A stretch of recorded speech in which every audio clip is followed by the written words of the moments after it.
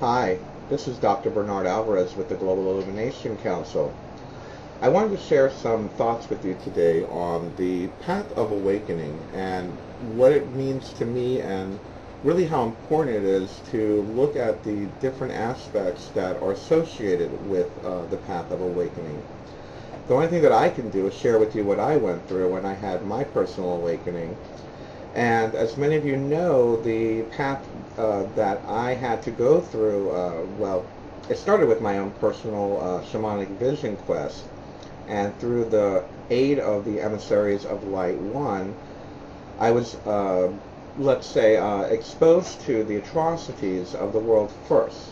And what I mean by that is I was awakened from my normal state of consciousness into more of a global consciousness. And by what I mean by global consciousness is I was shown the atrocities that were happening around our planet, the atrocities that were being committed to our fellow human brothers and sisters of this planetary Earth family. Many times we seem to jump to the aspect of our spiritual awakening that is merely just the connecting and the feel-good aspect, the connecting of your heart with your higher self, or having raised your vibration to a level where you are feeling great and feeling blissful. And yes, that is basically the goal of awakening, the goal of enlightenment, is to have that connection with your higher self, or the divine, or the source within, or whatever you wish to call it. But when we jump to that level as a first, let's say a first trial or whatnot, we're really only doing half the job of awakening. Because in order for us to truly awaken, we have to be able to understand the concepts of the reality that is happening on this particular plane of consciousness. And what I mean by that is the atrocities of war, the atrocities of poverty, the atrocities of the corruption of our political leaders, of the oligarchs, the New World Order, you can call it, or whatever it is you wish to see. The understanding that our air is being polluted, our water is being polluted, we are being poisoned with our food. All of these aspects that play a part in your physical body and on the material plane. For if you are not academically or scientifically, or however you want to call it, if you are not evolved on the material plane to have the knowledge of the material plane, you're really disconnecting yourself from the reality of your day-to-day life. If we look at the story of the Buddha, we see that the Buddha was one that was living within a compound, within a palace, and was behind the walls, and never saw the aging, never saw death, never saw illness. His father made it sure that he always felt good, that he was always happy. And one day he decides to climb the walls or leave the palace compound, and he saw aging, he saw death, he saw illness, he saw poverty. And that's kind of what happened with me as well, where when I started, when the emissaries of light showed me the different parts of the world where I saw Mother Earth being polluted, the rivers polluted, the gorging of the oil fields, the wars, the missiles blowing up families, and all of these actions and atrocities that are happening in this world. We must wake up to our global awareness first, and wake up to our place on this planet first. And if that means watching documentaries that might make you feel uncomfortable, if that means coming to grips with the fact that there is an esoteric agenda, for lack of a better term, thanks to Ben Stewart, or for those who can see the occult hidden symbologies, not only in our dollar bills, but on all of our products, on most everything that the media is shoving down your throat is a form of symbolism, and occult symbolism. It is meant to bring out a certain feeling within you, or inspire a certain feeling within you, whether it be a product like Pepsi that makes you feel good, or something to that effect. The point I'm trying to make is that the reason why this is important for you now is that you, as light workers, indigo children, crystal children, the rainbow tribe, whatever it is that you feel your calling is, you have incarnated at this time and at this place in order to experience the awakening process and to help with the awakening process. It's almost as if we are midwives to the masses that are finally waking up to the truth around them, the truth of chemtrails, the truth of GMO foods, the truth of Codex Alimentarius, the New World Order, whatever it is. It is all coming to light now for a reason.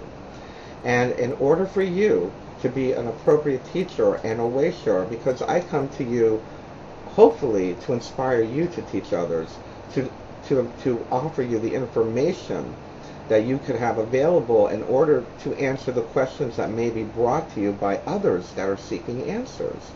For what good is it if we are waking up and feeling good and feeling great and living in love and light if we don't have the answers for those who are seeking the same path and the same answers and the same solutions that you are? So again, I see the spiritual awakening as a twofold path. The first part, of course, is everything I just described. Then comes the second aspect. And I see this in alignment with what I was taught when I had my spiritual awakening, how I reconnected with the source of all things, the Mother Goddess, God, whatever it is you want to call it, the bright light at the end of the tunnel, and having that full sense of oneness where my vibration and your vibration is raised to the point where there is no separation, there is no contrast, there is no good and bad, there is no polarity, there is only unity, there is only connection with all that there is. But that all that there is, again, it's the final outcome. There is a process to get to that point, and if we're going to skip any steps to get there, there's a very good possibility that we're going to end up back where we started. And a lot of times, yeah, we all always have to go back and kind of review the work that we've done. So as a teacher, what I'm coming to you today to say is that as the executive director of the Global Illumination Council, we have many videos on raising your vibration. We have many videos on the Illuminati. We have many videos on yoga, meditation, or blogs and information to that nature. But we're walking a thin line because everyone is at a different process of awakening, and we must have all the materials available for anyone, no matter how far along the path they've gone, or whatever is being called to them. That information must be made available. And while some people may get offended by the new agey fluffy stuff, others are getting offended by the truth seeker, 9/11 false flag terror alert type things, and people get upset with that. When in reality, all of this information needs to be there, and it must be accessible to everyone, and it must be something that we are not going to be afraid of looking at. I always say it's very important to get our head out of the sand. By researching these types of topics that we find very uncomfortable, that takes us out of our comfort zone, you're really pushing the limits of your spiritual awakening. You're nurturing it. If you are constantly in a state of comfort and in a state of grace and a state of bliss and whatnot, you're not growing. Remember, the Buddha, within the walls of his palace, was made very comfortable. It wasn't until he saw with his own eyes the disparate differences between his world and the rest of the world that it shook him up, broke him out of his ego state, and he was able to go on the journey and search within for the answers. And the same goes for all of you. We must break out of our ego selves, out of our comfort zones. Look at these topics, or look at this information, no matter how uncomfortable it makes us. Transcend past that. Understand it's all a part of the process. It's nothing personal toward you. It is nothing being directed toward you. People are not fighting in the Middle East or fighting in South America or fighting in Afghanistan toward you. It's nothing to be taken personal. It's a part of the process of understanding why it's happening, the corruption behind it, the greed behind it. It's in order for us to be able to pull back from the paradigm that we have grown so accustomed to be a part of, in order to see it a more objective and clear landscape of the real paradigm of Earth, we need to pull back a little bit and see the reality of what is happening. The symbols, the signs, everything is all around you for you to see if you choose to see it.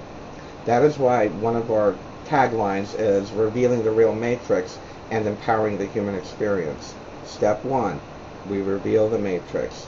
Step 2 comes the empowerment. So, as a teacher, you being the teacher, do not be afraid of looking at these topics. Don't take them personally. Don't fall into a fear or anger reaction toward it. It just is what it is, but it needs to be understood.